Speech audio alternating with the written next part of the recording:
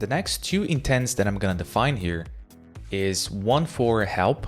So when you don't know what to do with the application, so you ask Alexa for help.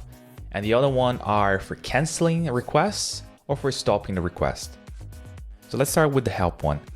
So exports dot, and this is one of the required intents as well. So exports dot help intent handler.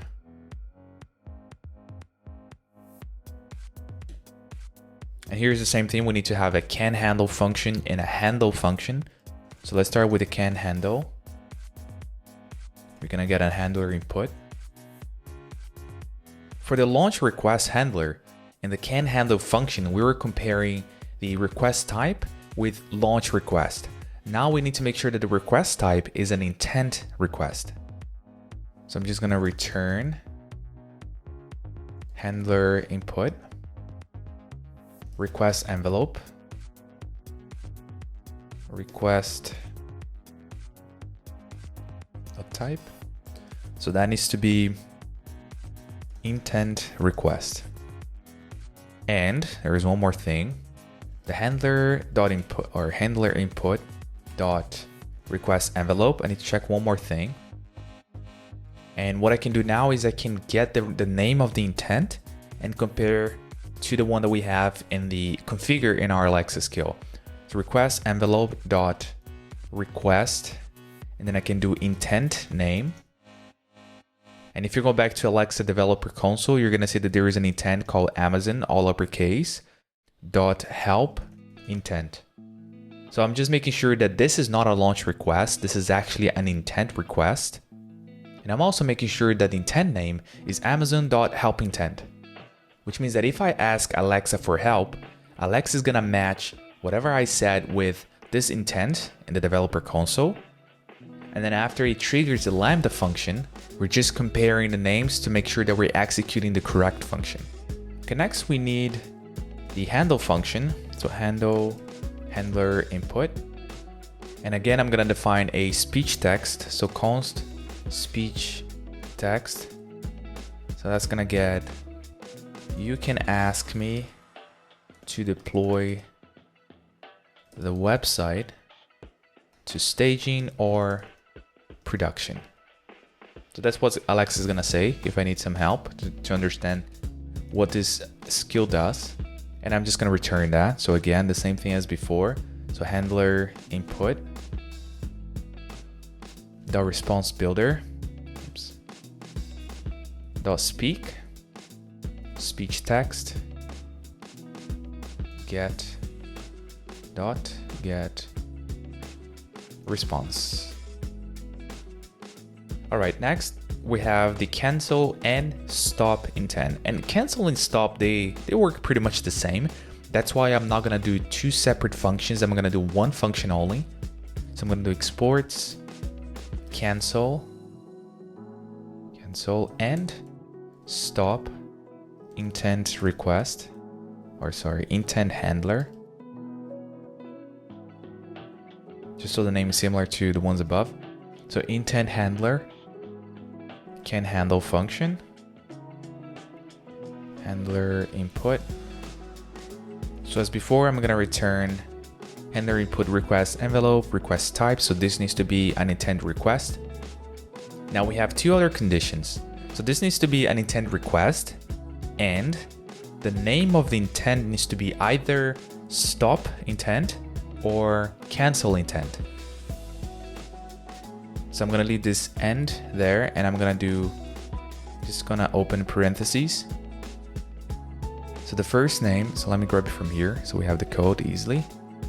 The first one is to be cancel intent, or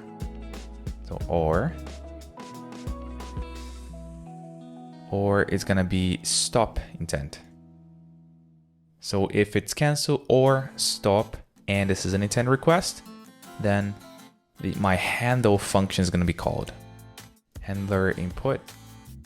And because we're just canceling or stopping the request, the speech text this time is going to be, it was great serving you, but I don't want Alexa to shout, so I'm going to do lowercase. So it was great serving you. Goodbye. And then return handler input dot response builder speak. Now there's something different that because we're canceling or stopping the request, we need to call with should handle session. Should end session. So this is to end the session. So we're gonna pass true. And at the end, get response. Okay, the last intent that we need to develop is the deploy intent, which is the most important one. So I'm gonna place it here at the top. So exports deploy intent. The can handle function is gonna be very similar to this. I'm just gonna copy. So it's gonna be an intent request and the name is gonna be deploy intent, which needs to be exactly the same name that I had in the Alexa developer console. So if you had something else, you would have to match here. Then let's do the handle function. And the first thing we need here is to identify the environment. So remember that we created a slot, which is called environment, and it could be either staging or production. And that's what I need to have here. So I'm going to declare a variable const deploy env. And for me to get that slot value, I'm going to do handler input dot request envelope dot request intent slots, and then the name of my slot, which was environment dot value. So just to refresh your mind, let me quickly show you on the console. Here on the Alexa developer console, I have deployment manager. So if I click on deployment manager, on the left hand side I have slot types, and you see that I have a slot called environment, which can be either staging or production. And when I access, let me go back. When I access environment.value, I'm getting whatever I told Alexa. So if I ask Alexa to deploy to staging, my deploy env is going to be staging. If I set production, this is going to be production. And this is how we're going to differentiate the environments. Next thing I need is the full URL for Jenkins. And this one I'm going to create a function to make things easier for us. And I'm going to call it build base URL. And before I continue, let's define this function. So base build URL. And again, just so our file is not massive, I'm going to split this into another file. So I'm going to define this function in another file. And I'm going to call it helper.js. So let's export build base URL. And for this, we need the job name. And we also need to know the environment. Job name and environment. I'm going to return the Jenkins URL. The Jenkins URL is something like this. So we've got HTTP or HTTPS // and then first you have the user. So you've got Jenkins user. So that's the name of your user, : You need to have an API token for your user.